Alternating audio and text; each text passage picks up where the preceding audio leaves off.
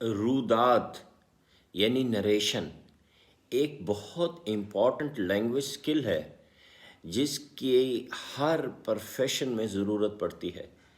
بدقسمتی سے یہ فن ہمارے بچوں کو پرائمری کلاسز میں نہیں سکھایا جاتا۔ آج ہم آپ کو ایک رودات سناتے ہیں جس کا عنوان ہے آخری دن۔ یہ ہمارے نبی پاک صلی اللہ علیہ وآلہ وسلم کے آخری دن کی رودات ہے۔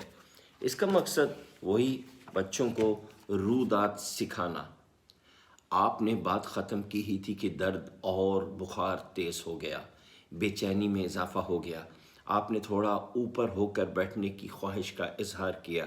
حضرت عائشہ نے پیچھے سے آپ کو سہارا دے کر سیدھا بٹھا دیا۔ اتنے میں حضرت عائشہ کے بھائی آپ کا دیدار کرنے آ گئے۔ آپ کچھ کہے بغیر ان کے ہاتھ میں پکڑی مسواک دیکھ رہے تھے۔ حضرت عائشہ نے دریافت کیا کہ آپ مسواک کرنا چاہیں گے؟ رسول اللہ صلی اللہ علیہ وآلہ وسلم نے سر ہلایا۔